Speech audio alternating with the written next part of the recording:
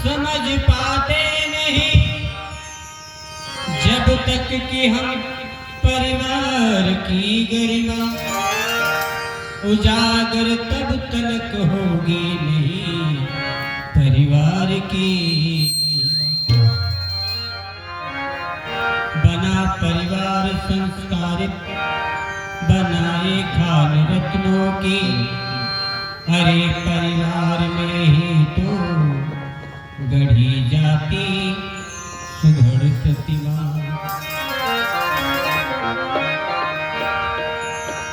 इतने रत्न दिए हैं कैसे इतने रत्न दिए हैं कैसे जिससे देश महान है भारत की परिवार भारत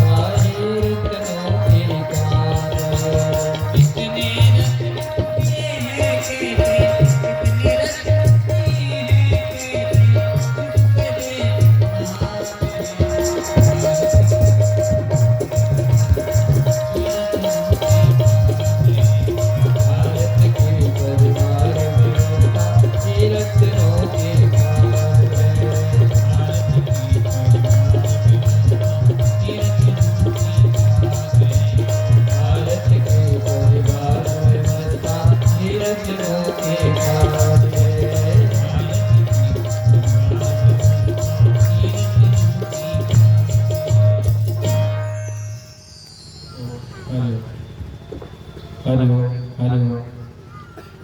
बोले गायत्री माता की जोश के साथ जयकारा लगाइए। आप जब जयकारा बुलंदी से लगाएंगे तो लगेगा कि आपके भीतर अभी आलस्य नहीं है, नहीं तो जयकारा जब मुझे मन से लगाया जाता है तो लगता है कि आपका यहाँ बैठना एक बोझ जैसा है। तो आप भगवान के सामने बैठे हैं, माता गायत्री की छत्र छाया में बैठे हैं, और जब तक जरूर थोड़ा सा विलम्ब हुआ, काफ़ी समय से आप लोग यहाँ बैठे हैं, लेकिन फिर भी यही तो एक प्रकार का तप है। और जो कुछ भी जीवन में हस्तगत होता है, बिना तपस्या के तो कुछ नहीं मिलता। कुछ पाने के लिए ऋषियों ने बहुत बड़े बड़े तप किए, हमारे लिए तो थोड़ा सा है, 1-2 घंटे बैठने की बात है। और क्योंकि आध्यात्मिक सभा है, इसलिए आध्यात्मिक सभाएं ज्यादातर लोगों को रुचिकर नहीं होती। आजकल का जो माहौल है, आजकल का जो वातावरण है, उस वातावरण में हमारा मन क्या है कि नेगेटिव दिशा की ओर ज्यादा भागता है, क्योंकि चारों तरफ का जो वातावरण है वो एक प्रकार की नेगेटिविटी से भरा हुआ है। तो हमारा मन उन्हीं संस्कारों में आसक्त है। अब मन जिन संस्कारों में आसक्त है, हमें उधर ही ले जाता है। अब यहाँ कोई नौटंकी हो रही होती है, 5 घंटा भी आदमी बैठता और गर्दन नहीं हिलाता इधर से उधर, पता नहीं चलता कब बीत गया। क्यों? क्योंकि हमारा मन जिस निगेटिव संस्कारों में आबद्ध है, वो चीजें जब मिलती हैं तो फिर पता नहीं चलता। लेकिन ये चीज ऐसा है जो आपके मन को दिशा देगा, आपके जीवन को दिशा देगा, आपके विचारों को दिशा देगा, आपकी भावनाओं को दिशा देगा। इसलिए थोड़ा सा प्रयास तो करना ही पड़ता है कि जयकारा बुलंदी के साथ लगाइए। जयकारे से पता चलता है कि आपके भीतर श्रद्धा है, और श्रद्धा का जो परिचय है वो आपके जयकारे से ही मिलता है। और कहते हैं कि श्रद्धा के बिना मनुष्य के जीवन में ज्ञान का प्रवेश संभव नहीं। श्रद्धावान लभते ज्ञानम, ज्ञान का लाभ हमेशा श्रद्धावानों को प्राप्त होता है। श्रद्धा भीतर नहीं है तो आपके भीतर ज्ञान का कोई भी लाभ मिलने वाला नहीं। यह ऐसे ही होगा कि जैसे नदी से आप गुजर गए और पानी की एक बूंद भी आपको स्पर्श नहीं हुई, बिल्कुल वैसा होगा। क्योंकि ये नदी ऐसी है, हमारे व्यास जी ने आपको बताया होगा या बताएंगे, ये तो ज्ञान की गंगा है। इस नदी में श्रद्धा से ही डुबकी लगाई जाती है। और जब आपके भीतर थोड़ी सी भी श्रद्धा हो तो श्रद्धा सेतु बन जाती है ज्ञान को भीतर लाने का। और जब वो ज्ञान श्रद्धा के सेतु पर समाप्त होकर के आपके अंतःकरण को स्पर्श करता है तो शब्द ब्रह्म बन जाता है। शब्द ब्रह्म बन करके आपके जीवन का मार्गदर्शन करता है।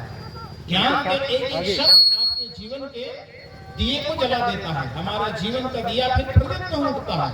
इसलिए श्रद्धा का परिचय आपके जयघोष से मिले। बुलंदी के साथ जयकारा लगाइए। बोले गायत्री माता की जय, यज्ञ भगवान की जय, वेद भगवान की जय, भारत माता की जय, भारत माता की जय। आप कमर सीधी करके बैठिए, दोनों हाथ फिर से एक बार गोदी में रखिए, ध्यान में बैठिए। वेद माता, देव माता, माँ गायत्री का ध्यान करें और सद्बुद्धि सद्ज्ञान की कामना करते हुए महामंत्र गायत्री एक बार साथ साथ बोलने की कृपा करें। ओम भूर्भुवः स्वः तत्सवितुर्वरेण्यं भर्गो देवस्य धीमहि धियो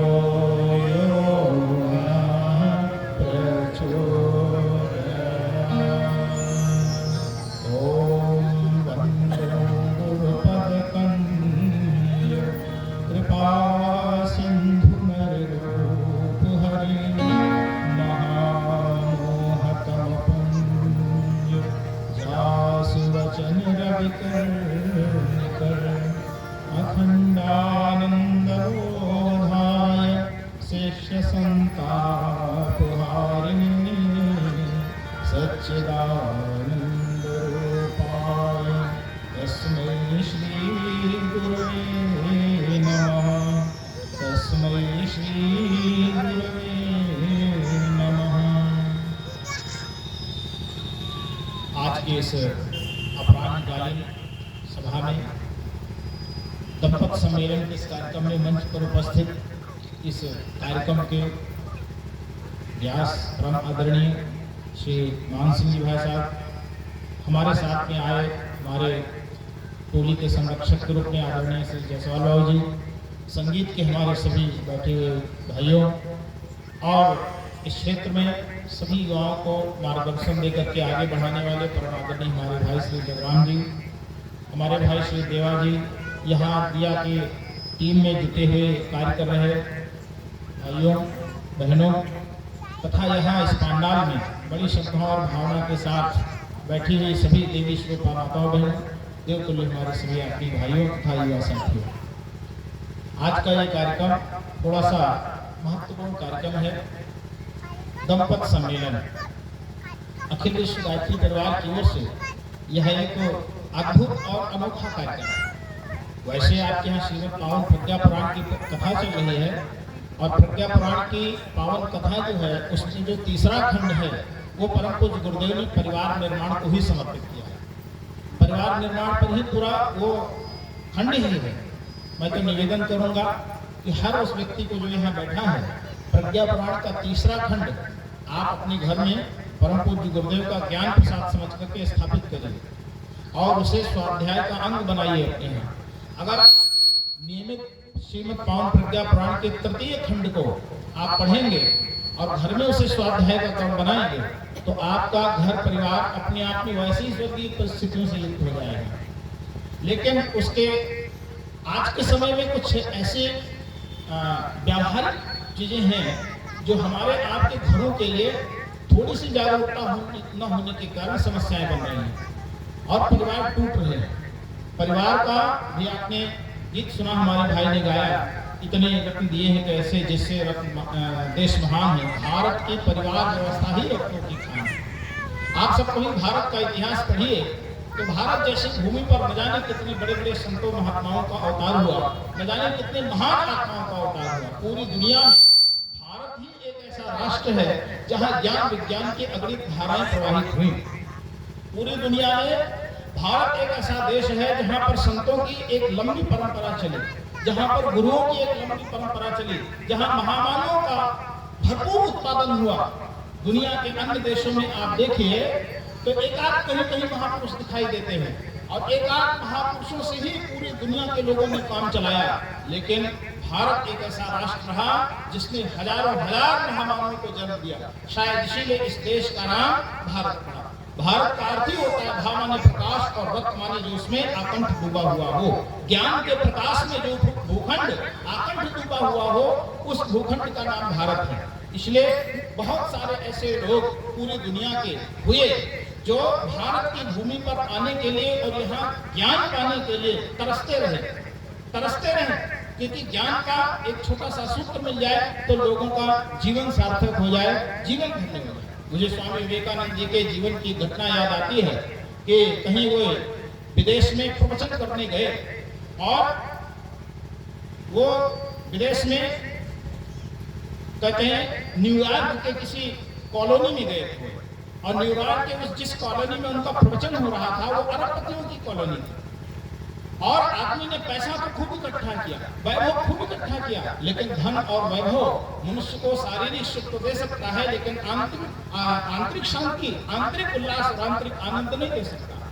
इसलिए वो लोग इतनी सारी सुविधाओं में रहने के बाद भी मानो उनका जीवन नीरस हो, मानो उनके जीवन में कुछ भी न हो, तो वो बेचारे ज्ञान को तरसते थे। जब स्वामी विवेकानंद जी का उद्बोधन हुआ तो जो भी लोग वहां बैठे थे वो जब बैठे और स्वामी विवेकानंद जी के मुख से उनकी अमृत वचन, भारतीय संस्कृति का ज्ञान प्रवाह जब निकला मुख से बाहर तो वो उन शब्दों की धारा में जब वो भीगे, जब उस ज्ञान की गंगा में डूबे, उनका रोम रोम जब स्वामी विवेकानंद जी के उद्बोधन से आत्मसात होने लगा तो उन्होंने अपने भीतर एक पुलकन अनुभव की, उन्होंने भीतर एक आनंद अनुभव किया, उन्होंने अपने भीतर एक परम उल्लास का अनुभव किया। और पहली बार उन अरबपतियों को लगा कि जो चीज हमें इन वैभव विलासता में नहीं मिला वो आज एक संत के वचनों में मिल रहा है। बड़ी देर तक भीगते रहे, 3-4 घंटे तक उद्बोधन चला स्वामी जी का और एक भी व्यक्ति कष्ट से मस नहीं हुआ। अंत में जब स्वामी विवेकानंद जी ने अपना प्रवचन बंद किया तो उस अरबपतियों की कॉलोनी में से एक बूढ़ा आदमी उठा और आया और स्वामी जी के दोनों हाथ पकड़ लिए और कहा, स्वामी जी आप हमारे लिए भगवान से प्रार्थना करिए। तो स्वामी जी ने उस बूढ़े दादाजी के हाथों को संभाला और कहा, अरे दादाजी आपके लिए मैं भगवान से क्या प्रार्थना करूं, आपको क्या चाहिए? भगवान ने तो सब कुछ दिया है। न्यूयॉर्क की इस अरबपति कॉलोनी में क्या ऐसा कुछ है जो आज आपको नहीं मिला? आप तो मानो कल्प वृक्ष के नीचे बैठे हैं। उस बूढ़े दादाजी ने कहा कि निश्चित रूप से स्वामी जी, धन की दृष्टि से अगर मैं देखूं, सुविधाओं की दृष्टि से देखूं, संपन्नता की दृष्टि से देखूं, तो मुझे लगता है कि मैं इस वैभव संपन्न कॉलोनी में बैठा हूं। हमें भौतिक जगत की कुछ भी वस्तुएं ऐसी नहीं है जो प्राप्त न हो, लेकिन आपके अमृत वचनों से जो मुझे शांति मिली है, जो मुझे आनंद मिला है, जो उल्लास मिला है, वो इस वैभव विलासिता में कहीं भी मुझे दिखाई नहीं पड़ा। तो आप क्या चाहते हैं, मैं कौन सी प्रार्थना करूं आपसे, भगवान से आपके लिए? तो दादाजी की आंखों में आंसू आए और उन्होंने कहा, स्वामी जी आप भगवान से प्रार्थना करिए मेरे लिए, एक ही प्रार्थना करिए कि अगली बार जब कभी मुझे भगवान इस धरती पर मनुष्य का जन्म देकर भेजे तो मेरा जन्म न्यूयॉर्क की इस वैभव संपन्न कॉलोनी में न होकर के मेरा जन्म भारत की मिट्टी में हो, मेरा जन्म भारत की मिट्टी में हो, ताकि मैं उस मिट्टी में रह करके आप जैसे संतों की, आप जैसे महामानव की, आप जैसे महापुरुषों का संग प्राप्त करूं और अपने जीवन को सार्थक कर सकूं। ये क्या है भाइयों बहनों? इसीलिए हमारा भारत देश महान है, क्योंकि भारत अगले संतों महामानवों की भूमि रहा। लेकिन इन इतनी सारी महान संतों को, विभूतियों को किसने पैदा किया? ये कहां से निकल करके आए? ये और कहीं से नहीं निकल करके आए, ये सब हमारे पारिवारिक जीवन से निकल करके आए, ये हमारे परिवारों से निकल करके आए। इसलिए भारत एक ऐसा राष्ट्र रहा जहां मानव जीवन को गढ़ने के लिए परिवार एक प्रकार से टकसाल की भूमिका में रहा।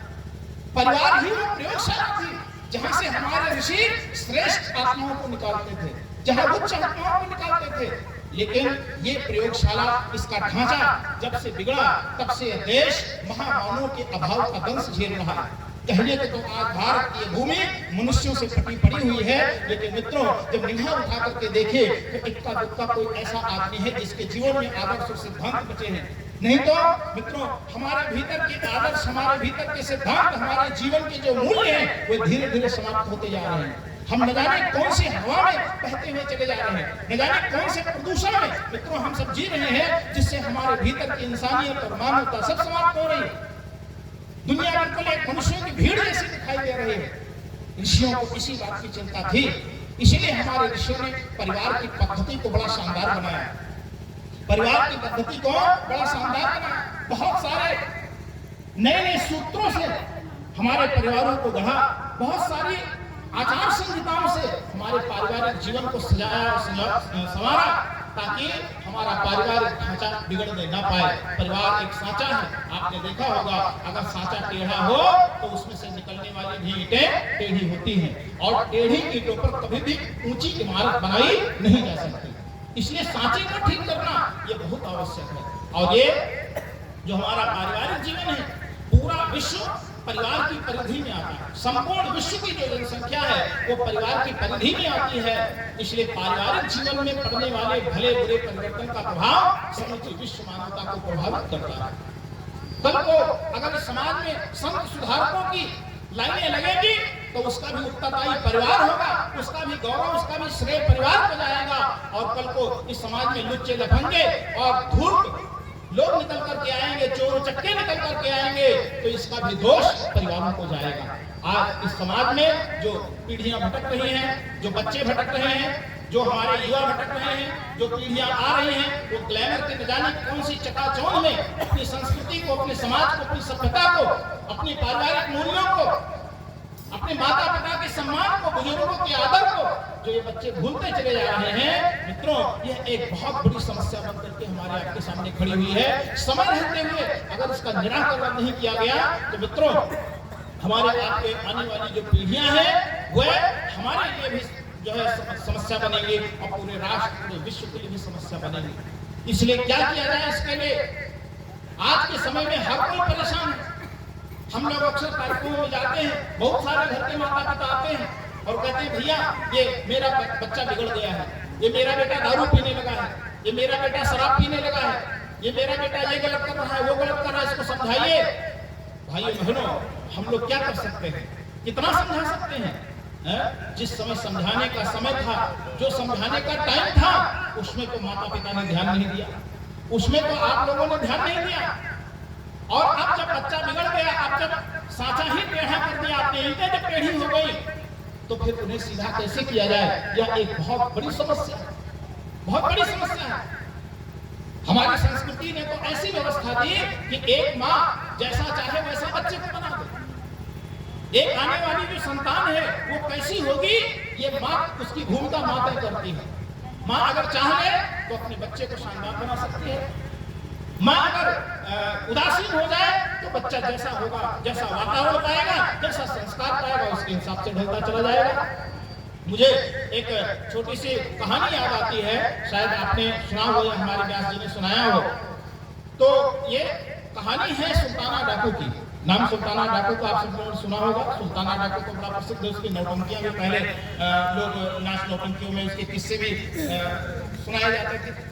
तो सुल्ताना डाकू कौन सा था? एक बालक था, कहते हैं वो छोटा सा बालक था, पढ़ने गया स्कूल में, और उसका जो पड़ोसी बच्चा था, वो बच्चा कहीं से एक बढ़िया सा पेन लेके आया था, और जो बढ़िया सा पेन जब देखा सुल्ताना ने, तो वो बच्चा था, बच्चे छोटे छोटे बच्चे, उनका मस्तिष्क बड़ा कोमल होता है, मन बड़ा जो है सतही होता है, कभी भी इधर उधर रख सकते हैं। छोटा बच्चा, पड़ोस का बच्चा पैसे वाला था, उसके पिता ने कोई बढ़िया सी पेन ला करके दी, और उसने पेन को दिखाया, पेन चमक रही थी, बच्चे को अच्छी लगी सुल्ताना को, ये पेन मेरे पास भी होना चाहिए। लेकिन वो जानता था कि मेरी माता के पास इतने पैसे नहीं है जो ये माँ मुझे इस प्रकार का पेन लाकर खरीद के देगी। लेकिन बच्चे के मन में वो पेन इतनी पसंद आई कि फिर बच्चा क्या करता, तो उसने धीरे से अपने पड़ोसी छात्र को पेन चुरा ली, और चुरा करके जब वो घर आया तो एक ईमानदारी बच्चे में थी कि उसने माँ को दिखाया और कहा, माँ देख, ये पेन मुझे बहुत अच्छी लगी और मैंने अपने पड़ोसी छात्र की पेन चोरी कर ली है। तो माँ मुस्कुराई।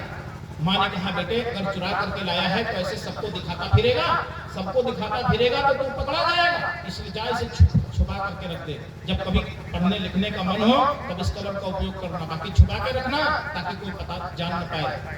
बच्चे ने उस पेन को छुपा कर रख दिया, बच्चे को पता भी नहीं चला कि मैंने जो चोरी की ये गलत था, बच्चे को माँ ने बताया भी नहीं। फिर क्या हुआ, अगले दिन, कुछ दिनों के बाद बच्चे ने उसी छात्र की एक डायरी चुराई, एक डायरी चुराई, और वो डायरी चुरा करके लाया, तब भी वो माँ को दिखाया, माँ ने उसे छुपा करके रखने की बात कही।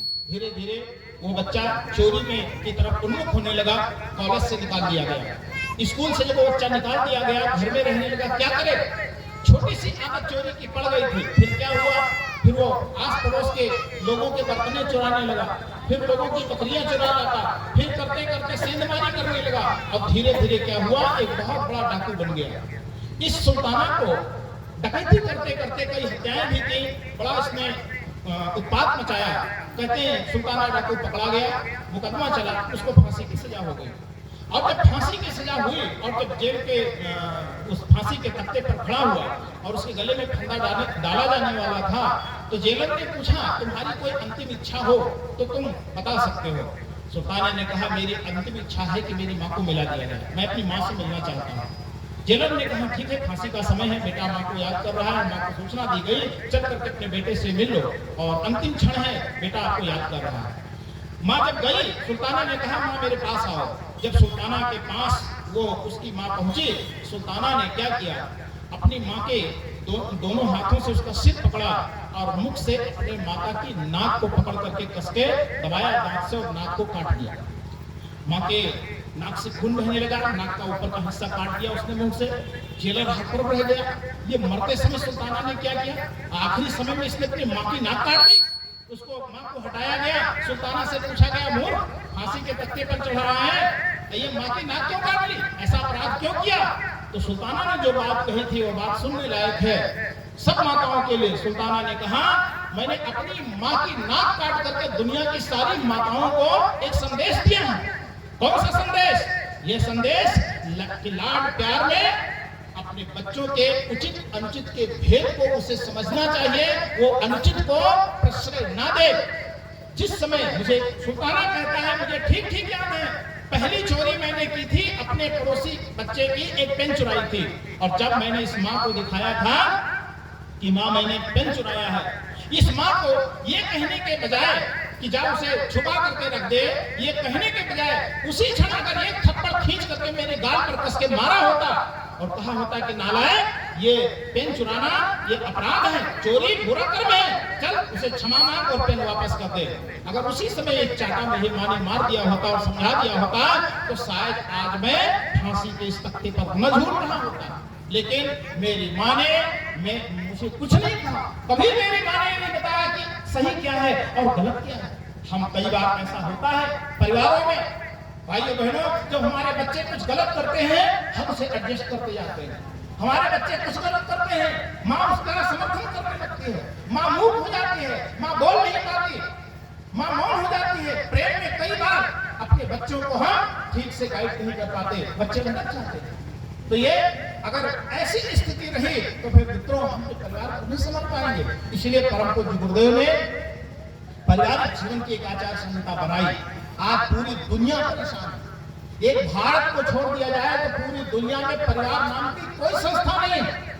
पिछले दिनों हमारे प्रधानमंत्री जी गए तो जो ब्रिटेन के प्रधानमंत्री थे, ब्रिटेन के पार्लियामेंट में उनका उद्बोधन था, तो उसमें एक नहीं प्रधानमंत्री नहीं, हमारे यहाँ नितिन गडकरी जी गए थे। तो वहां जब उनका एक उद्बोधन था पार्लियामेंट में, उन्होंने उद्बोधन दिया तो वहां के जो प्राइम मिनिस्टर थे उन्होंने बात कही भाई हमारे देश में एक सबसे बड़ी समस्या है, उसका निदान कैसे हो? कहा क्या समस्या है? कहा हमारे यहाँ 15-16 साल की जो बच्चियां हैं वो मां बन जाती हैं, 15-16 साल की बच्चियां मां बन जाती हैं। हमारे यहाँ वृद्धाश्रम जितने खुले हुए हैं उससे कहीं ज्यादा हमारे यहाँ अनाथालय खुले हुए हैं। छोटे छोटे बच्चे जो पैदा हो रहे हैं, विवाह तो होता नहीं किसी का, और जो बच्चे निकल करके आ रहे हैं उनसे ये हमारे अनाथालय से पटे पड़े हुए हैं। उनको कोई पूछने वाला नहीं, वो कोई देखने वाला नहीं। आपका भारत बहुत महान है क्योंकि आपके यहाँ परिवार है, आपके यहाँ माता पिता है, आपके यहाँ परिवारों में एक रिश्ते हैं। हमारे यहाँ इस प्रकार की कोई व्यवस्था नहीं है, इसे कैसे स्थापित किया जाए?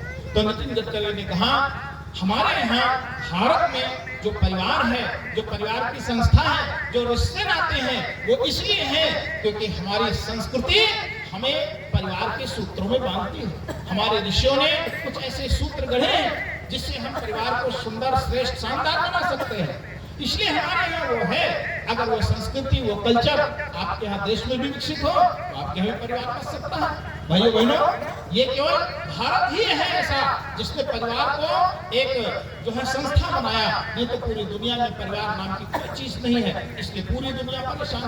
वहाँ के बच्चे अपने पिता का प्यार नहीं जानते, अपनी माता के जो है माता का स्नेह नहीं जानते, वहाँ बहनों का स्नेह नहीं मिलता। ऐसे कितने सारे देश हैं जहां केवल स्त्री पुरुष के अलावा बाकी कोई रिश्ता ही नहीं है, नर नारी के अलावा कोई रिश्ता नहीं है। लेकिन हम लोग सौभाग्यशाली हैं कि जिस देवभूमि भारत में पैदा हुए, इस देवभूमि में, इस भारत भूमि में हमारे ऋषियों ने बड़े ही सुंदर और बड़े ही शानदार ढंग की एक व्यवस्था बनाई, जिससे हम लोग एक परिवार, एक कुटुंब स्थापित करके और उस कुटुंब में बहुत सारे रिश्ते नातों को निभाते हुए अपने जीवन को श्रेष्ठ और शानदार ढंग से जीते हैं। तो भाइयों बहनों, बस वही विकृति जो है, वो जो पश्चिम से उड़ करके आ रही है, वो जो पाश्चात्य सभ्यताएं हमारे यहाँ आ रही हैं, उसका जो अंधापन हमारी पीढ़ी करती जा रही है, बस उसी के दुष्परिणाम हमारे आपके घरों में है।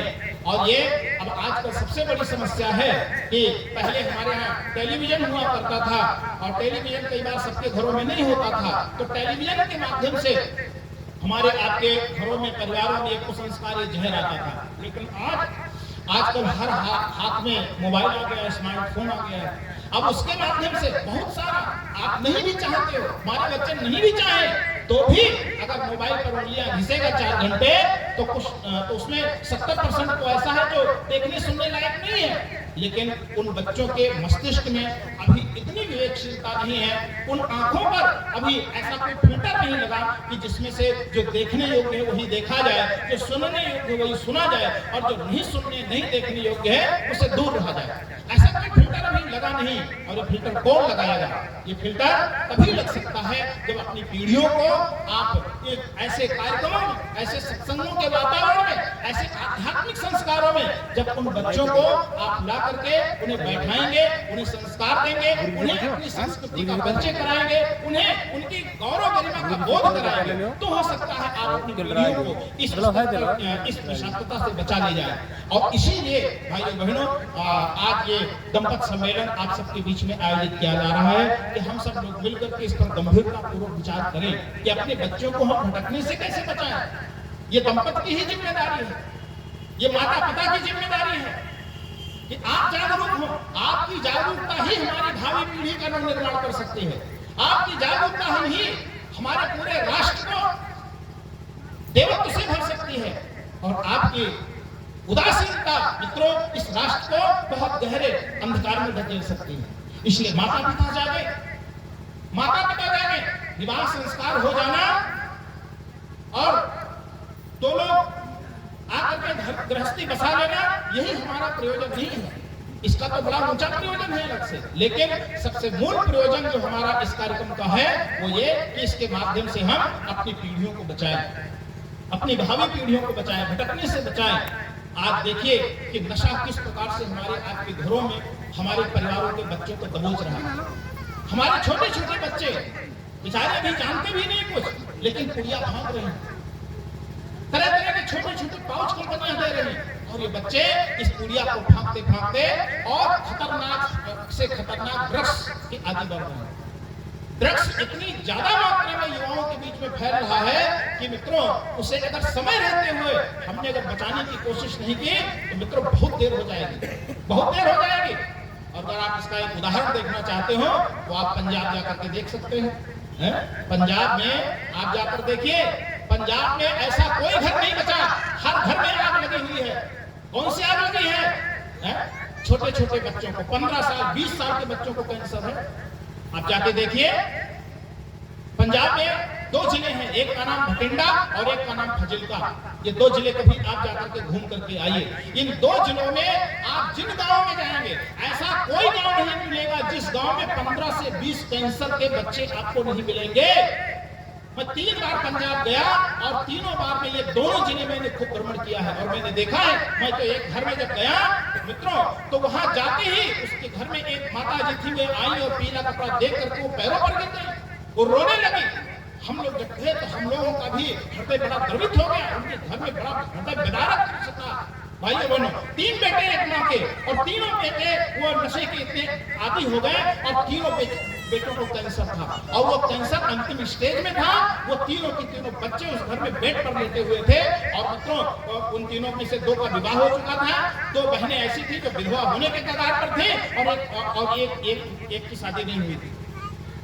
उस घर की कल्पना आप कर सकते हैं? इसी स्थिति को देख करके हमारे बॉलीवुड ने फिल्म बनाई उड़ता पंजाब। कभी आप फिल्म देखिए, पंजाब नहीं जा पाइए, हमने फिल्म भी देखी और हम पंजाब होकर के भी आए और मैंने देखा है पंजाब की जवानी पूरी तरीके से बर्बाद हो गई। हमारे इंडियन आर्मी में सिख रेजिमेंट सबसे नंबर 1 पर थी पहले। आज आप कभी इंडियन आर्मी को सर्च करके देखिए, सिख रेजिमेंट की संख्या सबसे ज्यादा कम है, उसमें नौजवानों की संख्या सबसे कम है। क्यों? क्योंकि पंजाब का कोई नौजवान इस लायक नहीं बचा जो आर्मी में जा सके, वो फिट हो सके। पूरा पंजाब त्रस्त है और वही चीजें हमारे आपके घरों में आ रही हैं, वही चीजें हमारे परिवारों में आ रही हैं। न जाने कौन कौन सा रूप लेकर के नशा आ रहा है और हमारे बच्चों को बर्बाद कर रहा है। हम लोग बहुत बड़ा अभियान चला रहे हैं, लेकिन हम अभियान बहुत चलाएंगे, अगर परिवार जागरूक नहीं हुआ, माता पिता ने अगर जिम्मेदारी नहीं निभाई तो हम इन बच्चों को केवल जागरूकता का अभियान चला करके नहीं बचा सकते। परिवार को केयर करना पड़ेगा, अपनी संतानों को, परिवार के माता पिता को ध्यान देना पड़ेगा और हमको भी अपने घरों पे ध्यान देना पड़ेगा। हम भी अगर किसी प्रकार से नशा करते हैं, हम भी अगर पुड़िया खाते हैं, हम भी अगर बीड़ी तंबाकू खाते हैं, हम भी अगर कहीं सिगरेट के धुएं उड़ाते हैं, उसका छल्ला उड़ाते हैं, तो हमें भी सावधान होना पड़ेगा। क्यों? क्योंकि आपकी जीवन यात्रा शायद सिगरेट तक सीमित रह जाए और बच्चा कहाँ जाएगा कुछ पता नहीं। तो इसलिए हमें अपने परिवार के तंत्र को बचाने के लिए, पारिवारिक जीवन को संभालने के लिए और भावी पीढ़ी के नवनिर्माण के लिए भाइयों बहनों इस प्रकार के कार्यक्रमों को करने की आवश्यकता है। अखिल विश्व गायत्री परिवार के द्वारा शांति परिवार के द्वारा पूरे परिवारों को, उनकी संस्कृति को, परिवारों के रिश्ते नाते को, परिवारों में जो भावनात्मक एक आत्मीयता का क्रम होना चाहिए, उसे बचाने के लिए ये दंपत सम्मेलन के आयोजन की परंपरा प्रारंभ की है।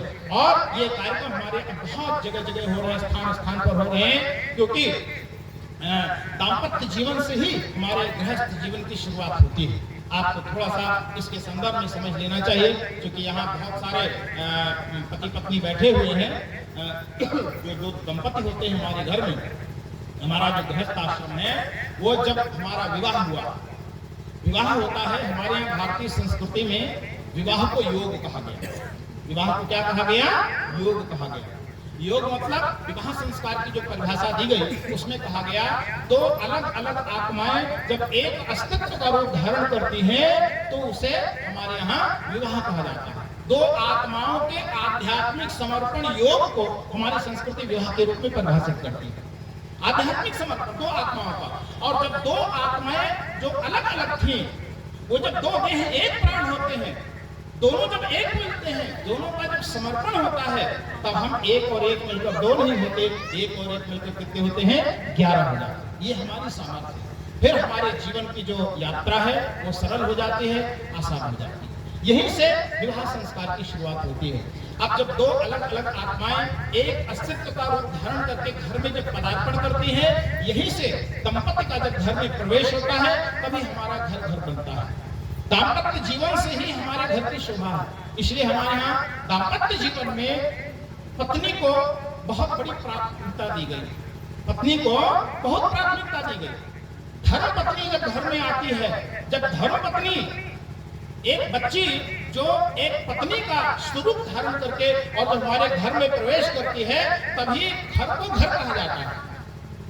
नहीं तो पत्नी हीनम गृहम बनम, ऐसा शास्त्र कहता है। पत्नी से हीन घर में और जंगल में कोई अंतर नहीं। यथारण्यम तथा गृहम, जैसा घर वैसा जंगल। तो पत्नी जब घर में आती है, शास्त्र कहता है पत्नी वही गृह प्रतिष्ठा है। पत्नी से ही घर की शोभा है, पत्नी से ही घर की प्रतिष्ठा है। तो जब दंपति के रूप में दोनों लोग आ गए, तो अब होना क्या चाहिए? सबसे पहली जो शुरुआत है परिवार निर्माण की, वो अपने से ही होती है।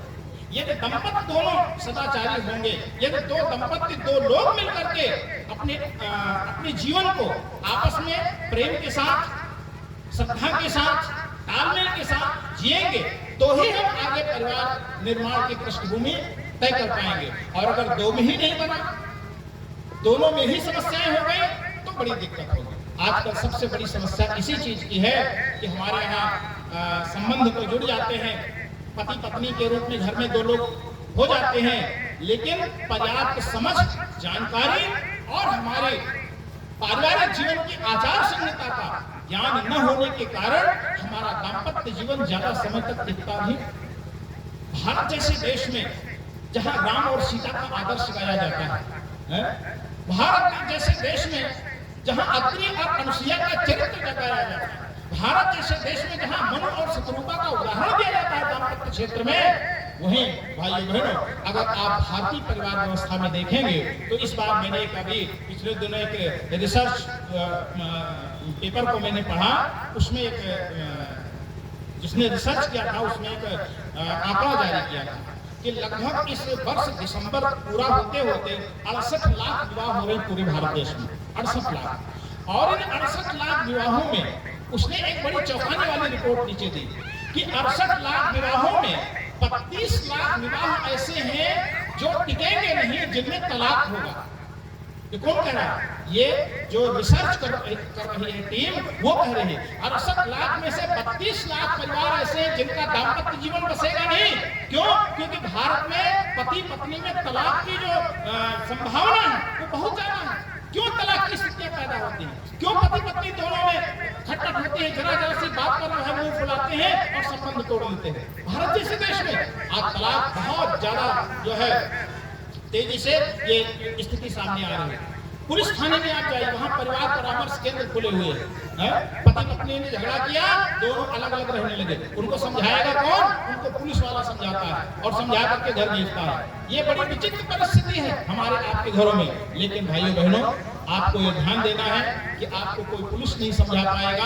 आपको आपके पारिवारिक जीवन के अगर कहीं कोई नवीन सूत्र मिल सकते हैं, कहीं कोई श्रेष्ठ सूत्र मिल सकते हैं, तो वो हमारी भारतीय संस्कृति में, हमारे आध्यात्मिक ग्रंथों में, हमारी गीता में, रामायण में जो है ये चीजें मिल सकती हैं। महाभारत में हमारे पारिवारिक आदर्श मिल सकते हैं, हमारे ब्रह्मसूत्रों में हमारे पारिवारिक आदर्श मिल सकते हैं। और अगर कहीं आपको ढूंढने में कठिनाई हो तो परम पूज्य गुरुदेव ने छोटी छोटी पुस्तकों से लेकर के और प्रज्ञा पुराण के तृतीय खंड तक लिख दिया है। आपको कहीं भटकने की जरूरत नहीं, आप इन्हीं किताबों को पढ़िए और इसमें एक नहीं, इसमें हजारों सूत्र ऐसे मिलेंगे। उसमें से एक दो सूत्र भी अगर आपके जीवन में अपनाया तो आपका पारिवारिक जीवन बड़ा श्रेष्ठ और सुंदर बनेगा। आपके दाम्पत्य जीवन में प्रेम के फूल खिलते चले जाएंगे। भाइयों बहनों, किसी प्रकार का कोई मनोमालिन्य कभी नहीं उभरेगा। बस ये है कि आप अपने को थोड़ा सा ध्यान दीजिए कि हमें हमारा जो पारिवारिक जीवन है उसको हमें ठीक से आगे बढ़ाना है। पारिवारिक जीवन में पत्नी का जो स्थान है वो गृह लक्ष्मी का, जो बहनें बैठी हैं वो ध्यान से सुन लेंगे। पत्नी का स्थान क्या है? गृह लक्ष्मी का है।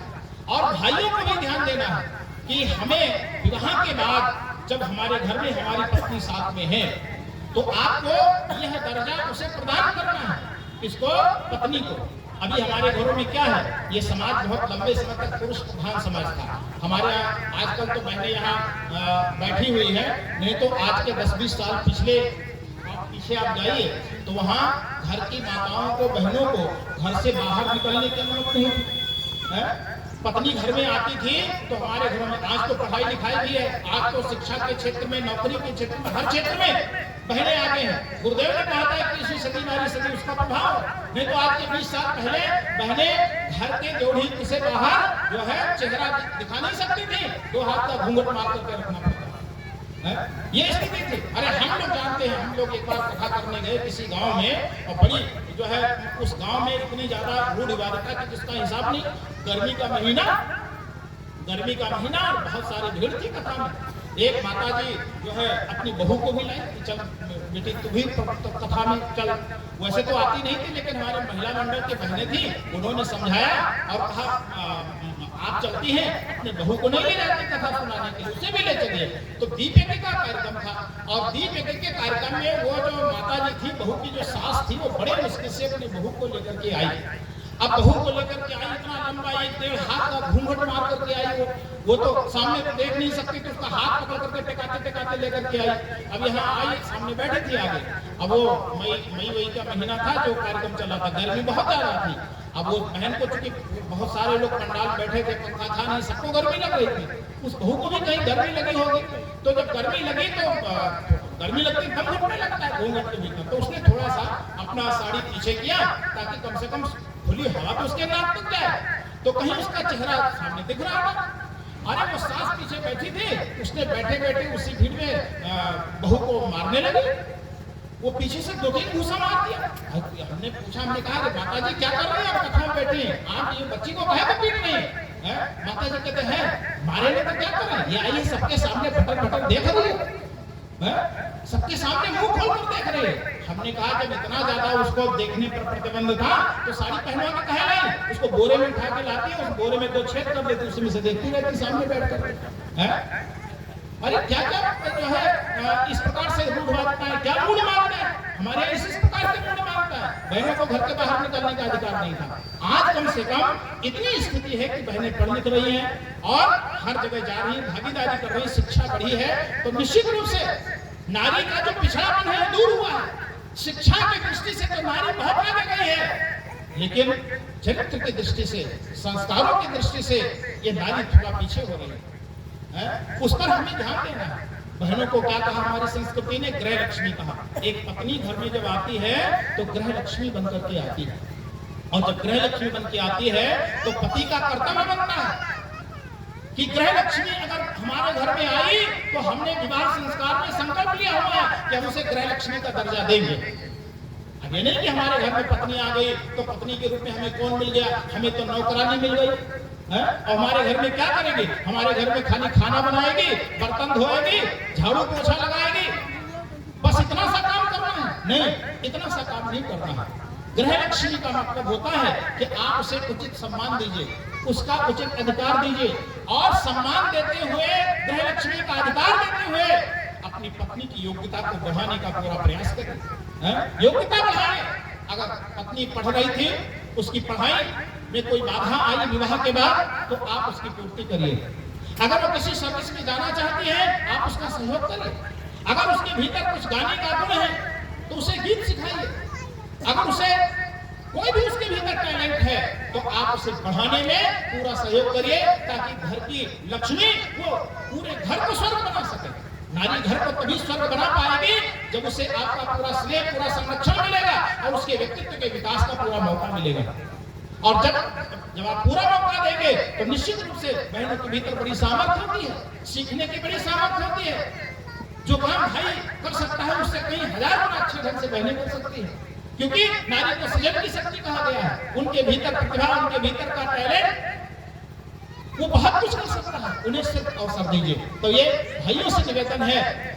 कभी कभी होता है ऐसा कि घर में मान लो पत्नी से कुछ गलती हो जाए, कोई त्रुटि हो जाए, तो इसका मतलब ये नहीं है कि पति छोटी छोटी गलतियों पर पत्नी को ताने देना शुरू करे।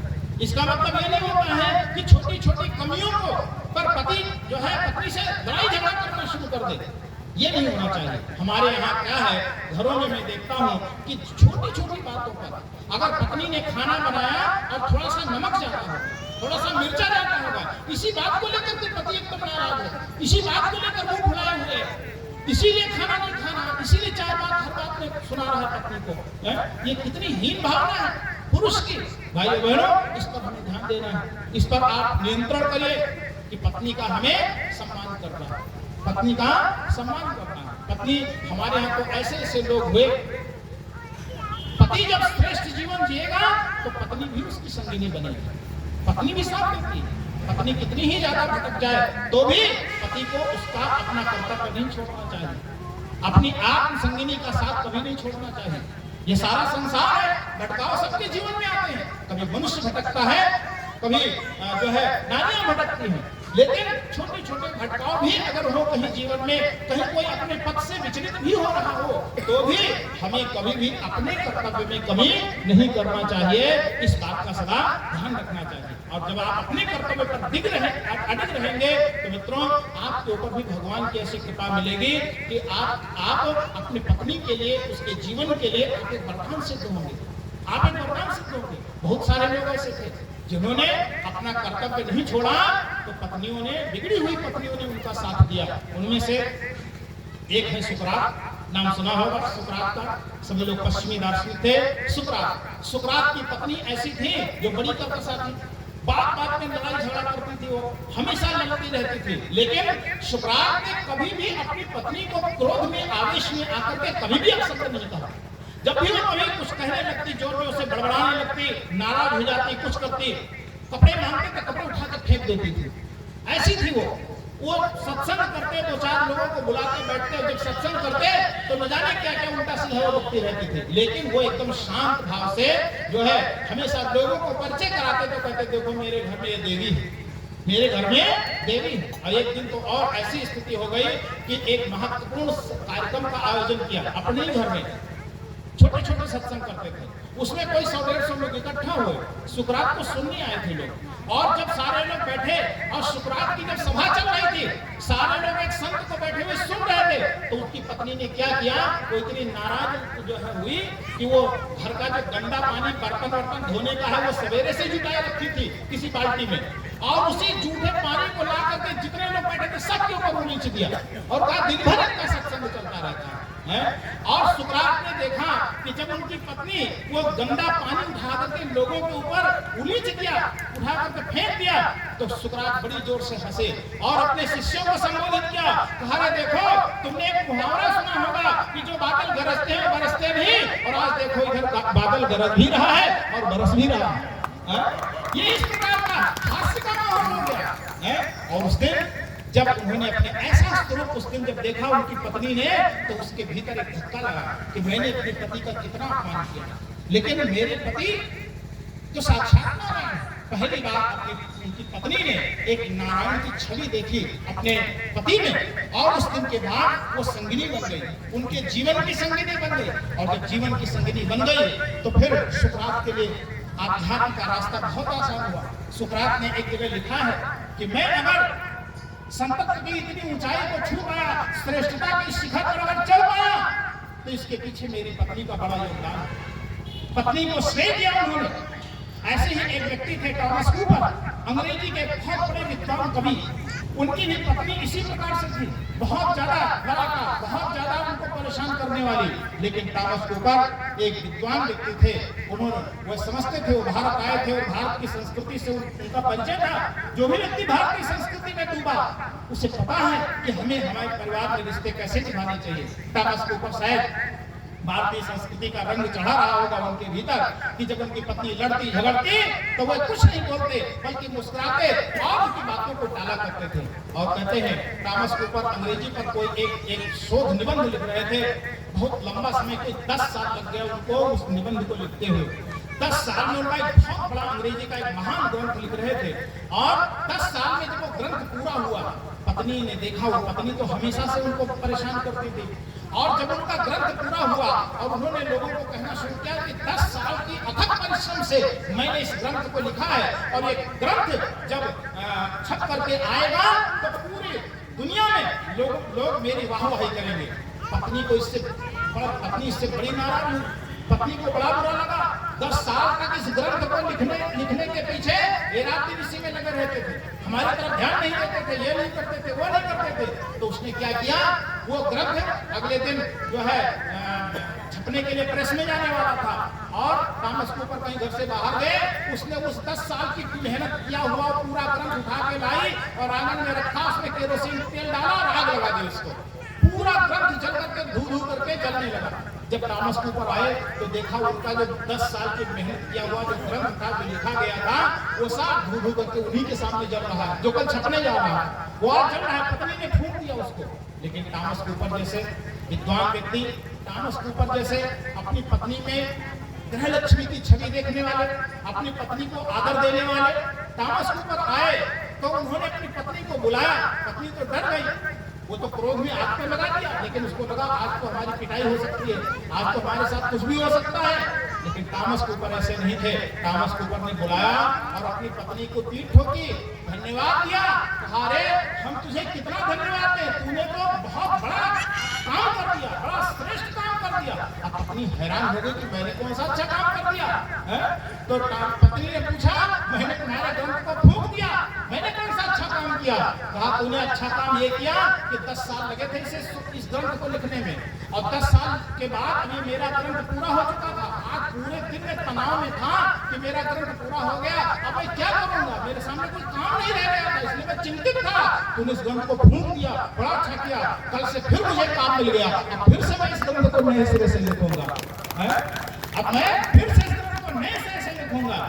पत्नी हैरान हो गई टॉमस कूपर की इस बात को सुनकर के, इतनी हैरान कि पूछो नहीं। उसने पहली बार अपने पति में परमेश्वर का दर्शन किया, पहली बार पति ने परमेश्वर का दर्शन किया। कहा गया नारी के लिए देवस्वरूप नारी नाम भर्ता बहुत मानवा, नारी के लिए पति देव होता है। पहली बार नारायण के दर्शन किए और पत्नी ने हाथ जोड़ करके क्षमा मांगी और कहा मैंने बहुत अपराध किए, आप संत थे, आप इतने महान, और मैं आपका इतना अपमान करती रही, आपके ऊपर जरा भी आपने मुझ पर क्रोध नहीं किया।